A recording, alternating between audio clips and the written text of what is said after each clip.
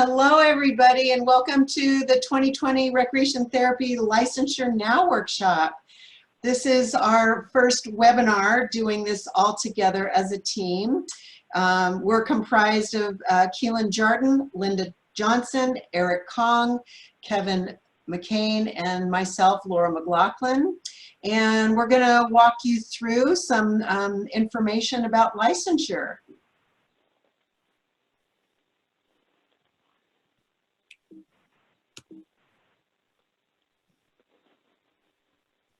So our objectives with you today are to define what licensure would mean to the field of recreation therapy in California. We'll also identify how to pitch for recreation therapy services. You'll be creating your own elevator speech. And lastly, we'll advocate for the RT profession at large and to stakeholders. So we'll talk a little bit about that. But first, I want to give you a history of the Licensure Task Force. So in 2009, the Licensure Task Force was established. We did our first retreat to discuss the feasibility of licensure in California. We took a look at existing licensed state, their laws, and spoke to people on their boards and people that were instrumental in getting their bills put together. We reviewed the NCTRC position paper on legal regulation of recreation therapy. And the following year, we conducted a survey of which 88.3 supported pursuing licensure. So we began developing a draft of the bill in several of our retreats. We were doing 1 to 2 retreats a year working on the bill. We also began collecting evidence of harm cases, which we'll talk more about later, but that was another task that we began creating a database of evidence of harm cases. And then we also developed a draft of the FAQ sheet, which is on our website. And then most recently, literally this week of the early part of April, we finished a second survey and over 90% supported pursuing licensure. So we have a little uptick in that. So that's always very encouraging. Okay, 2011, we really launched into developing educational materials. We researched policies amongst other states and how different boards operate. We went up and down the state beginning to educate groups of people about licensure and the difference between licensure and certification. We revised our FAQs and relaunched them. So some of our presentations initially were for CPRS, BATRA, and the Fresno Symposium. And then we started actually crafting the bill. We had an early draft of it completed. We also gathered information from the ATRA National Licensure Task Force. We are still involved in that, so we can stay abreast of what's going on at the national level. We began drafting the Sunrise Questionnaire, which is a document you have to put forward before the bill is submitted.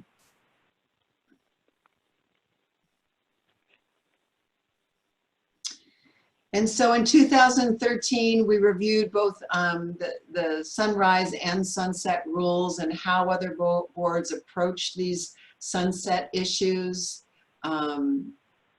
trying to learn from others so we don't make the same mistakes. We completed our Sunrise Questionnaire back then, although we've just had to make some major revisions, and so that our second revision will be going forward this year. We drafted some letters for consumers, which are on our website. We also have other templates of letters available for you to use when it's time to write letters. We took a look at where the RTs are located in California. As we know, most of them are in the south part of the state, and then some, the second largest area is in the Bay Area. We began getting real strategic with the CPRS president and holding some meetings with CPRS members. And we started looking for possible authors for our bill. And you can see there those specific areas of where RTs are concentrated, LA and so on. Oh, Santa Clara, Orange County, and so on. Yes, so this is Linda Johnson. Oh, go ahead. Oh, I'm sorry. Go ahead, Linda. This is Linda Johnson, and in 2015, music therapy had an important role, and they had the Office of Legislative Counsel draft an the Office of Legislative Counsel draft an RT licensure bill was developed, and also in 2015, analyzing music therapy bill AB 1279 through legislators. The Music Therapy Certification Act was vetoed by Governor Brown, but that bill gave us some information about what we need to do in order to pursue our course for getting our bill passed. 2016, we used that to build further support for licensure. After we determined the best course after the defeat of Music Therapy Act, and we started meeting with AFSCME. We also continued licensure education through the state. As you know, we presented several times at the Institute, and we also held meetings and throughout the different areas in the state whenever people were gathered together, and different members of the task force went and presented to those individual people or groups. In 2017, we reflected on where we've come and where we go. The draft of the licensure webinar was completed. We analyzing the legislative draft of the bill, so we reviewed it again and went over it. We continued researching potential bill authors, which is very important because we had to find somebody that would help us help support our bill. In 2018, we started connecting with more RTs, again through just talking about it, presenting at the Institute, and at different meetings held throughout the state. We had upcoming licensure and webinar presentations that were developed and presented. We also worked on building support from organizations from allied health and also the labor unions. And we wanted to unify the profession under a single recreation therapy title. In 2019, with the new California elections, that came there's more Democrats in the California Assembly, California State Senate, which we now have 20 seats, and Governor Gavin Newsom. Historically, what's happened is when we have a more Democratic Assembly and Governor, they tend to pass bills that are more favorable to our profession. In 2019, the AB 1279 Music Therapy Act Title Protection Law passed.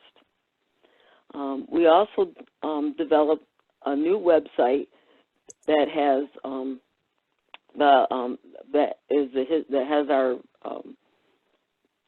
for the RT licensure, and we also have this really awesome video that we're going to take a few minutes and let you see. It's also again on the RT licensure for California website.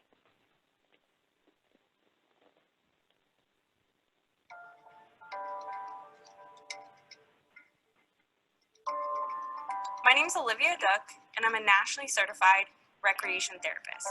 Recreation therapy is purposeful, goal-oriented, evidence-based recreation and leisure activities. We take a holistic approach to look at the whole person and help figure out what we can do with that individual to bring them to the most optimum level of well-being.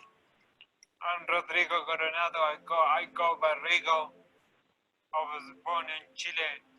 I recently became a citizen. And I'm 28 years old. 28 years old. I'm, as you can see, I'm in a wheelchair now. So that happened.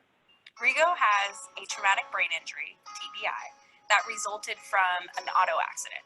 He was actually hit by an 18-wheeler in North Dakota when he was working. Nice job. We're gonna slide this down because you don't need a hat, unless you want a hat. No, I don't. I'd actually known Rigo before his accident, so we were friends from high school, and I reached out to his family and just let him know and them know that I would be more than happy to be a resource and just support them when they were going through this change. I had to move from where I used to live to California to come help out with him and take care of him. My whole life changed completely. I'm the Leaning Tower Rigo. Our Rigo. Recreation therapy licensure is important because when we're co-treating with other disciplines or when we're working within an interdisciplinary treatment team or our patients are going from one discipline to the next discipline, it keeps a continuity of care because all those other disciplines that they're visiting are licensed. We work with those disciplines on treatment teams all the time, in hospitals, in school settings, even in corrections. Recreational therapy helps me by working on my speech, on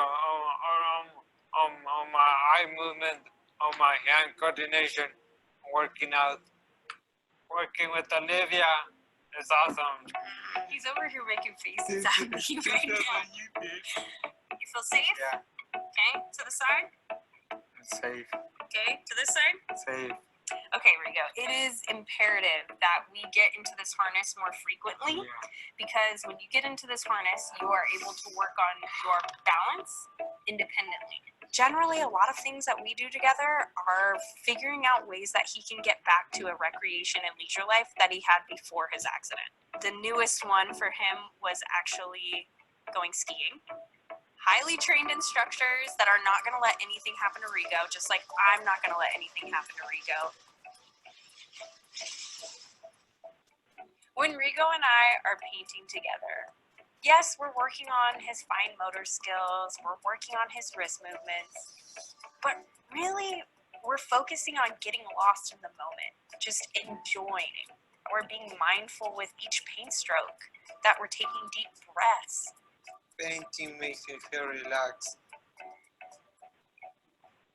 Rigo and I love to box together.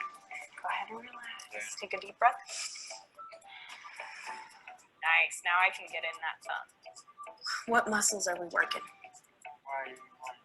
My arms, Okay, your arms, my heart. your heart. Yeah, you feel like you're ready for those gloves? Yeah. Nice. Okay, let's get those gloves. All right, you ready? Yeah. 1, 2, 3. Oh, you're just so quick with it. 1, 2, because you were going across your body, and when you're going across your body, what does that do for your brain? It just stimulates the right side.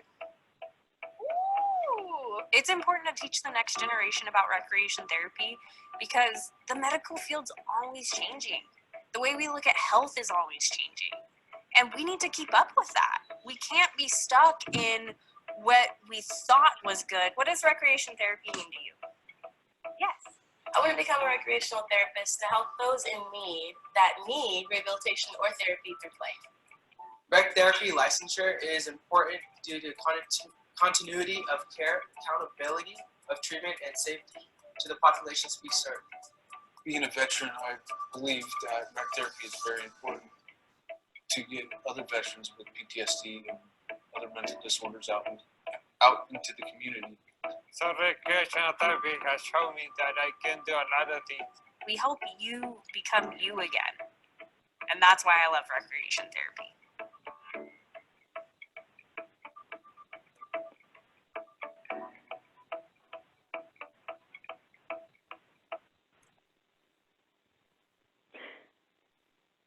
We hope you enjoyed that video, and again, you can find it on that website that's on the screen, and you can view it and share it with others that you would like to have them see. In 2020, right now, we're planning to submit an RT licensure bill. We've revised the draft bill with input from recreation therapists. We've also worked closely with the unions ASME, SEIU, and another one that we just recently found out down in LA. We revised the Sunrise questionnaire to reflect the current policies. We've also received backing from SEIU to collaboratively work together to pass the bill. So they're big supporters of this bill, and we are happy to have them with us. In 2021, we plan to submit the licensure bill beginning of 2021. We need the support of all the RTs from across the state. That will be through letters, presenting, talking to people. We need RTs to travel to Sacramento to voice support for the bill. We need RTs and allied health colleague testimonial support, written or in person. And we'll talk a little bit later about writing the letters. Hopefully in 2022 and 2023, the licensure process begins, which means the bill becomes a law. Existing RTs in the state are granted grandfathered licenses, and California will become the 6th licensed recreation therapy state. Okay, how's everybody doing? So this is Kevin McCann, and I'm going to be doing the next portion here for a little bit.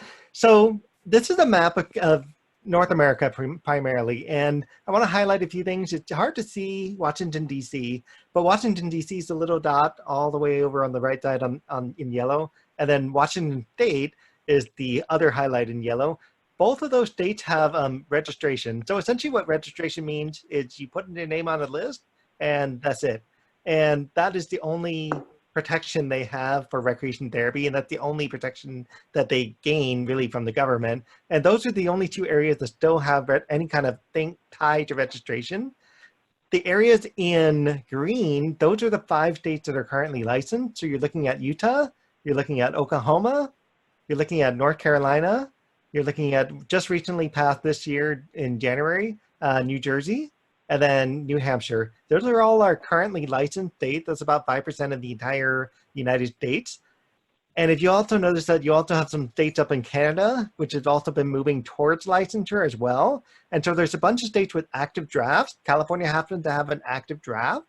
We haven't quite submitted our draft bill to the actual legislator just yet, but that's our next step to try to see if we can get this bill put into the process.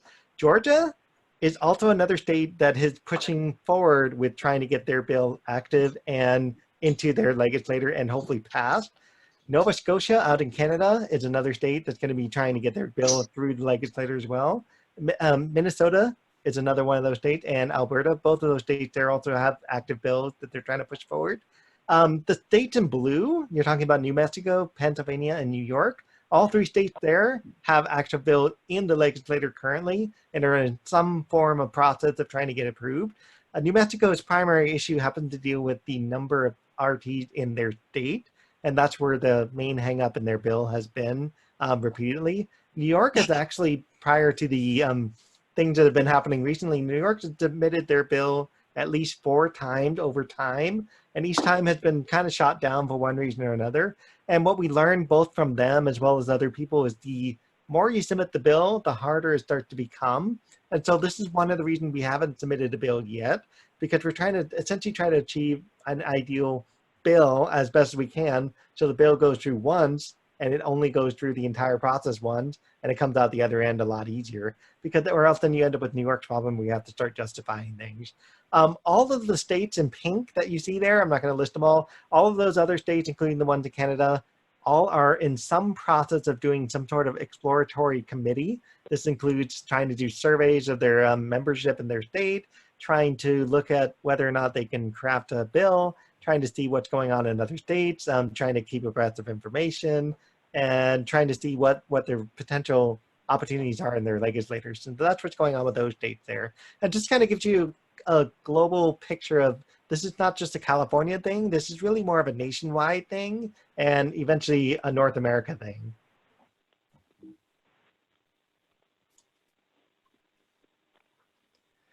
So this slide here, so I originally had the first half of the slide many years ago, back in 2016.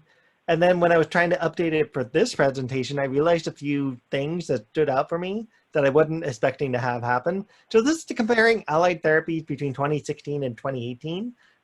This data comes off the Bureau of Labor Statistics, so it does a median scale of how much people earn. And I just want to highlight something interesting. So PT currently has an entry-level professional as a PhD and they're licensed. OT has an entry-level professional as a master's degree and they're licensed. RT has an entry-level professional as a bachelor's degree and they're certified. And in 2016, which is the top set of numbers up there, you have 82,000 for PT, 78,000 for OT, 45,000 for RT. And you're only talking about a 2-year difference, median scale across the entire nation. In 2 years, PT went up practically $5,000. OT went up practically $7,000 and RTs only went up $2,000. And this really shows what licensing has done for PT and OT, what advancing their profession has done in terms of moving to an entry-level master's program or an entry-level PhD program. Both of those, just all of those two things for PT and OT has really advanced the amount of money they've gotten. And this is essentially a side benefit to licensure. So our whole goal with licensing is trying to protect the consumer, but by result of trying to protect our consumers by enacting a much more regulatory process to what we do in our daily day job, so to speak, we end up with the result of getting more money, which is a really interesting side effect.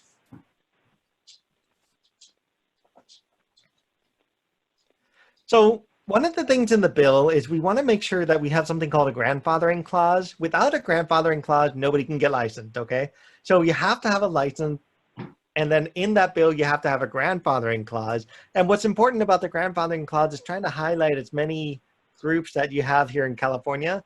And for California, we have people that are state certified through CPRPC, and we have people that are nationally certified through NTCRC. And so our main goal is to try to have these two groups get a license.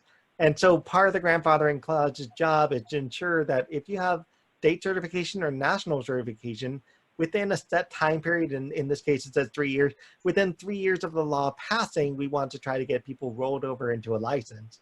And people have asked the question of whether or not they should drop their certification in exchange for the licensing. You don't actually want to do that if you want to keep the reciprocity that exists between CBRPC and NTCRC.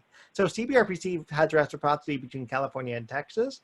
There's people that will move out of California into Texas, and if they keep their certification, they're able to successfully move to Texas with no issues. Same thing for NTCRC. If you move from here to, say, North Carolina, you actually need to be NTCRC certified to actually apply for their licensing law.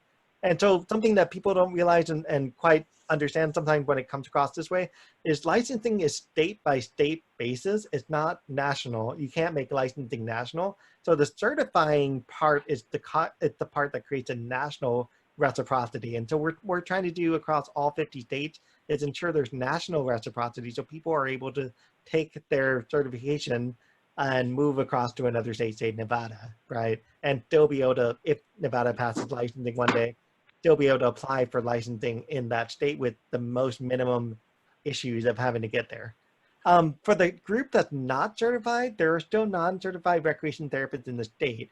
One of the things we're trying to do for them is to essentially complete an application and sit for the examination, either state or national. College graduates must complete an application process within 1 year of graduation. So anybody in college who goes to school, graduates, they need to get that certification done within a year so that way they can get their license done within that same time frame. And then because of how the grandfathering clause is kind of worked out between the different groups and stuff, there's also a clause specific to California state workers. And so that covers a wide variety of state workers up and down in the state.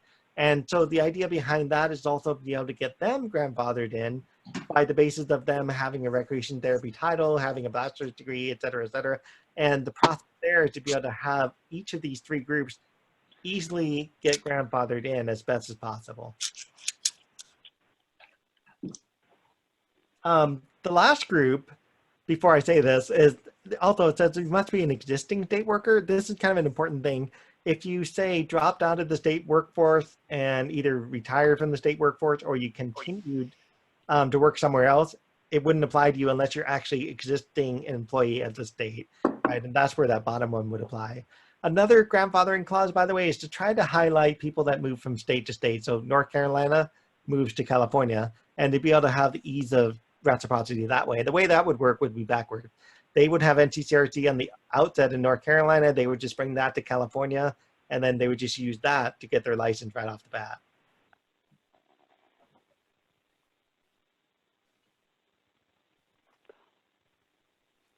So one of the things that we're going to ask you guys to do is at some point take time to pause the recording so that way you can kind of read certain things in this piece.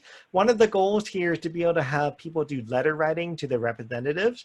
And the reason for this is the representative need to see that people are vested in having licensing. People are interested in having licensing. The survey told us that 90% of the people that are RTs want licensing, but the legislators don't know that. And so part of the things that people need to do is be able to figure out what representative they have in their district. And so that website that you see there that will be paused on the screen once you hit pause there is how you find your representative. It's probably the easiest way to do this. And we're going to switch the screen so that way you can see what that looks like.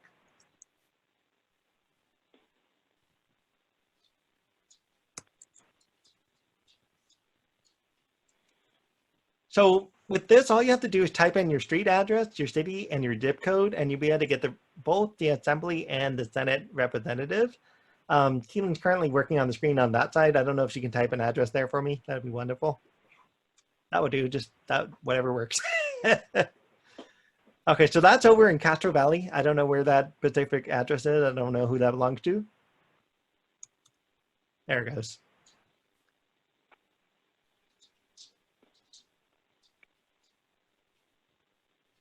So what that does is it gives you the state assembly member in District 20.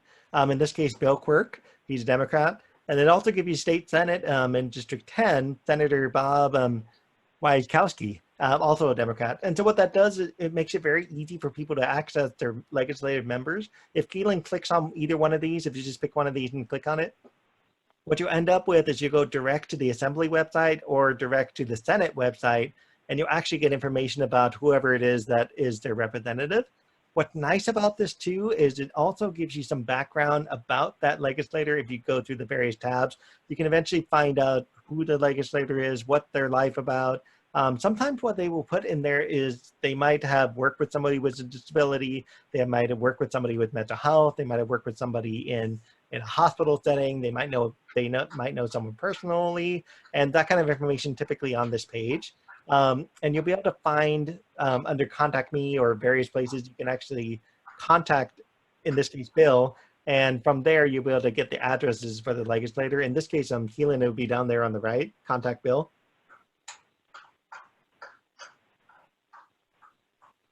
Yeah, there you go.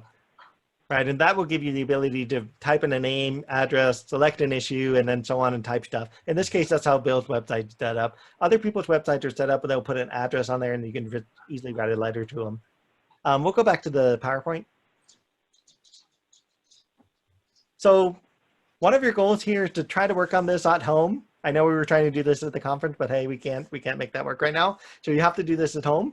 The goal here is to be able to put together a letter, provide that letter in an envelope, address that letter, and turn it into preferably us, right? But since we can't do that, now you can do that on your own, which is going to be nice. You're going to use essentially like a 3x5 card, write down 5 people that you'll be able to ask to write letters. So for example, that could be your parent, that could be your kids, that could be your workplace colleague, that could be allied health members, that could be even your clientele, and they can potentially do that for you too. And in the various different cases, you want to be able to have your name and contact info to be able to somehow get back to you. So that way they can let you know that if they need any help with any of this, you can help them through it. On the website, for the RT website, we're going to go to that website. If you go scroll down all the way to the very bottom on how to help, there's a second link on the very top, how to help. You're going to click that first and then scroll all the way down. This is the exact same thing that we were just talking about. At the very bottom, you see RTC letter template, CPRS letter template, consumer letter template. So for anyone who's in RTC, you click that, it comes up with the already pre-generated letter. CTRS is going to be the same way. Consumers are going to be the same way. And all you have to do there is take out all the lines and fill in the details. So in the case of Bill, you put, Dear Senator Bill Wiskowski, I'm a resident in District 10, writing to you as a constituent in interest in Senate Bill, whatever. And once the bill gets submitted, we'll have a bill number that we can attach to that. And all you do there after that is put in how many years have you been working, where do you work, and basically add in the bill numbers and you're done. And then put your name and address at the bottom. What matters more for these offices, for the legislators, they want to see how many people are interested. And once they start noticing the numbers rising and they start seeing a lot of people are interested in their district, they start asking questions and wanting to know more information. And this is where it helps on the other end when we start having committee meetings or hearings at the legislature. They're going to want to see some of the people that have sent them letters in person saying that, yes, they really do support recreation therapy licensure and they want to see this happen for the state. And it becomes very important to try to hit people up and down the entire state, not just one particular bill author, because in order for this stuff to get signed off, you need to have as much of a unanimous vote as possible from all the committee members, from all of the Senate and all of the Assembly before it gets moved over to the governor.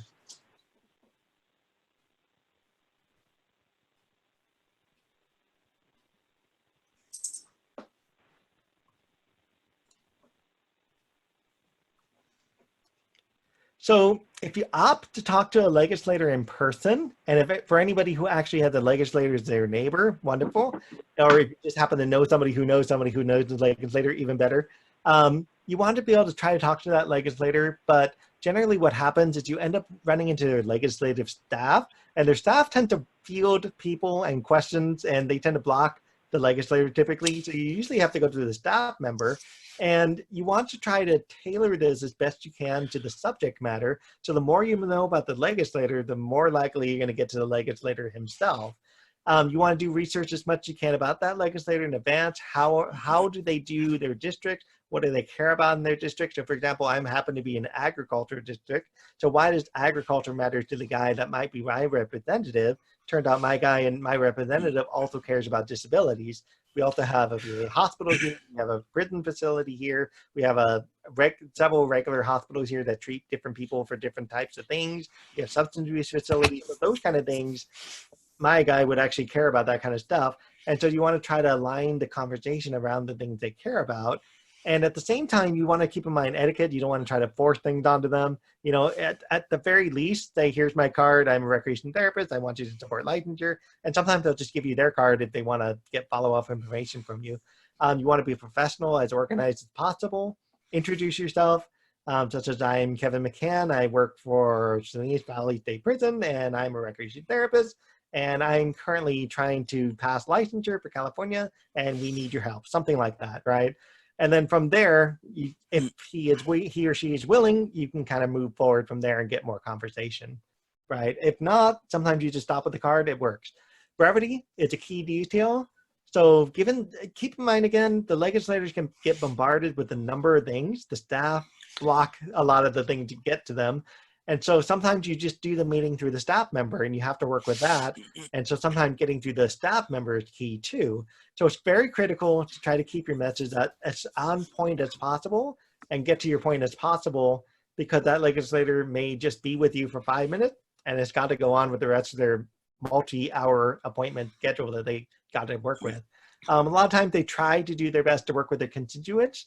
But believe it or not, if you're not a constituent, they tend to not want to talk to you. If you're a constituent that lives in their district or works in their district, they're more likely wanted to listen to you. So keep in mind, all stakeholder groups feel sometimes the political and policy world evolve around priority issues. The legislators really do deliberate over 2,500 bills annually, right? Both bills they write themselves as well as bills they have to deal with from other legislators. And so their attention span, you have to really think of their attention span as you've got 2 minutes to talk to them, right? And this is where you come to the ask, right? How do you ask the legislator for what you need? And so it's a service-based institution. They provide a high-level overview. Well, you want to provide a high-level overview, but you really want to have a set type of question you want to try to address with things. Whether that's a bill, set of bills, budget requests, grants, whatnot. You really want to try to tailor your ask as best as possible to the person you're talking to.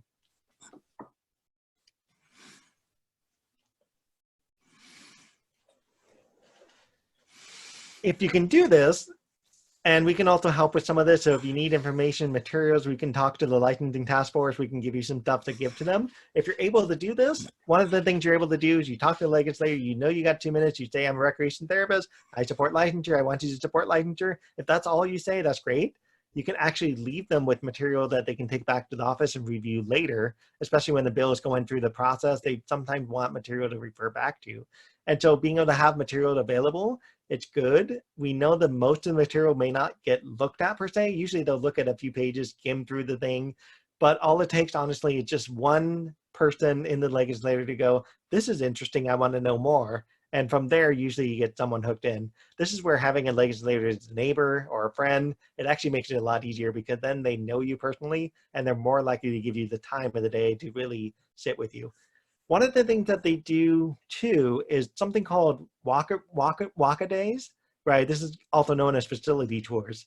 And you can actually offer a legislator, hey, I've got a facility, it's in your district, and you have to clear this with your supervisors and bosses and whatnot, but you can offer them the opportunity to follow up and come to your facility and see what you do in your day-to-day job. And they can actually spend the entire day walking with you to see how you do your job throughout the entire day. And that could be a really helpful thing for having a legislator really see in person what a recreation therapist does rather than just talking about what a recreation therapist does. All right, thank you, Kevin.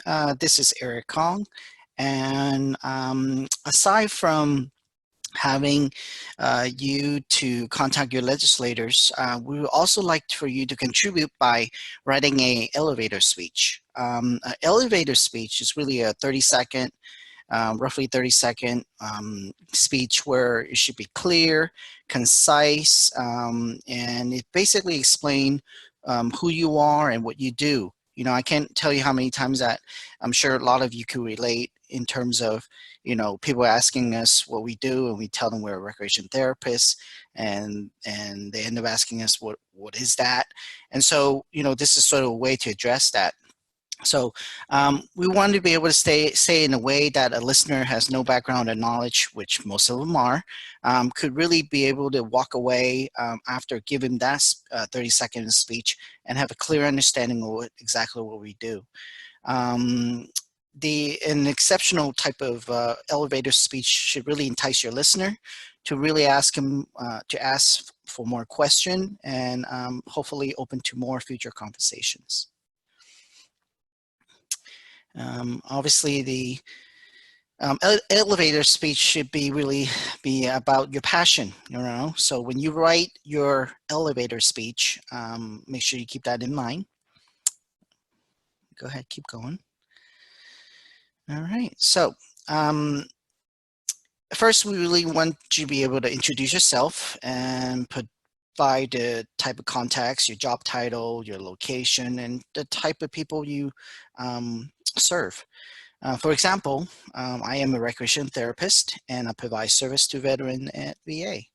Or maybe if you're a student, you could say I'm a student studying recreation therapy at CSU Chico, for example, with a special interest in serving students or children with physical disabilities. And you want to be able to get them to be interested, hopefully ask more questions, be able to have that wow factor, if you will. And again, show your passion. So we really want you to be able to take some time, and part of the activity or part of this workshop is really be able to have you contribute by writing words or terms that stands out to you and draft a paragraph or two that really resonates with what you do, okay?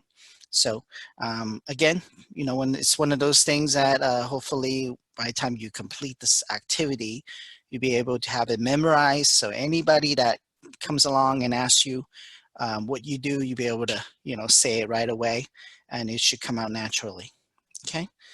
And another option is to make the ask, kind of like what Kevin mentioned earlier, be able to kind of elicit more question from them, get them to be curious about what you do.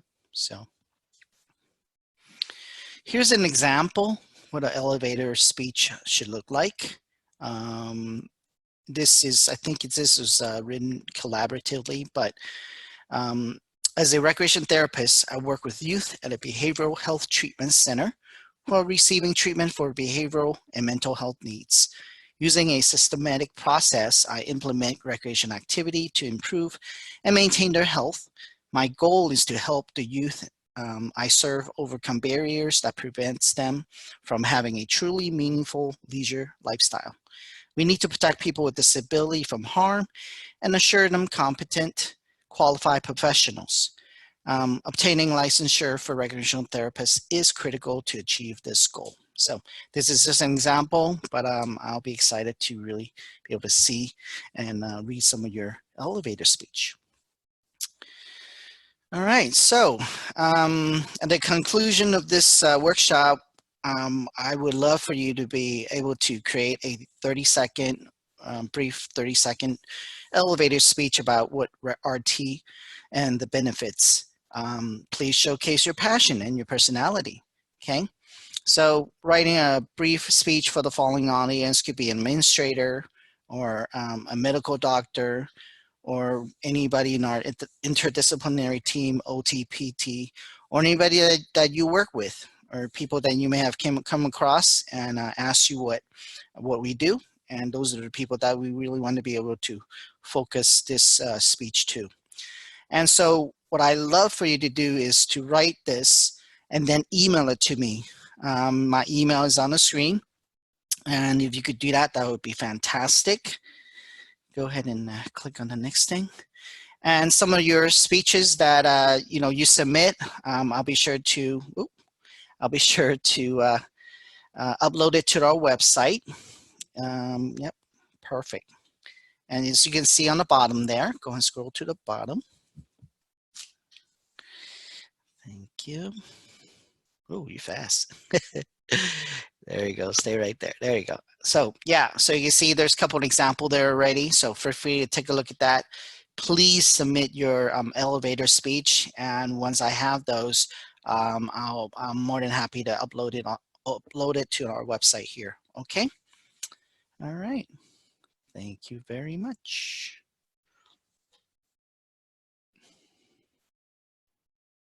Thank you, Eric.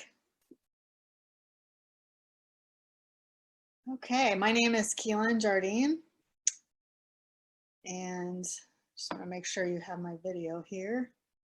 Okay, I'm just getting some stuff in the chat here. Okay, all right, so united together and moving forward. So I just want to make sure that we are all united together and moving forward with this.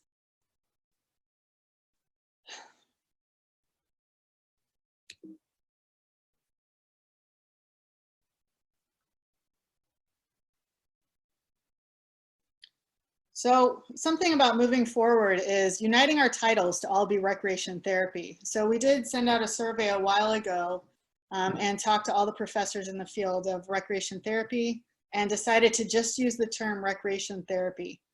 So the number one thing you should be doing in your field is changing titles to recreation therapy as much as you possibly can. So CPRS actually did ask all the universities to do this, and any allied health professionals as well. And everyone agreed to the term recreation therapist. I know that there was some controversy about using the term recreational therapist or recreation therapist, and we chose recreation therapist as most of our degrees are in recreation therapy. So here's some titles used now for recreation therapists. Another reason that we definitely need licensure now. Community centers are using the word recreation leader, school systems or children's hospitals. Some of them are using the child life specialist terminology, stating that you have to have a child life specialist degree and a recreation therapist to work in the hospitals. Retirement communities, sometimes the recreation therapist can be called a life enrichment specialist. Nursing facilities, a lot of times it's called an activity director. Prisons or correctional facilities, rehab therapist. These are also great too if you're looking for a job. You can look up these titles as well until we get licensure and we have that continuity with the title. So I used to work for Baywood Court, a retirement community, and the name of our program was Program Services. That was the name of our department. Several years ago, I asked to change the department name to Recreation Therapy, to no avail.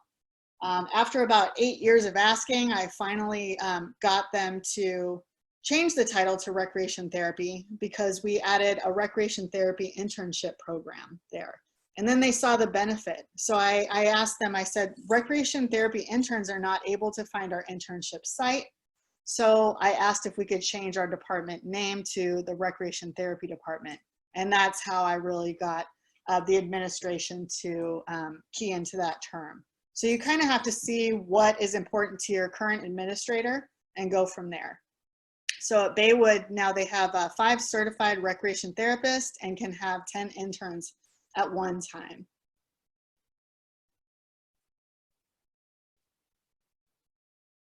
So department names and titles should be changed prior to licensure. It's easier for us to unite and find each other. So it's very difficult for us to find recreation therapists except through the certification boards.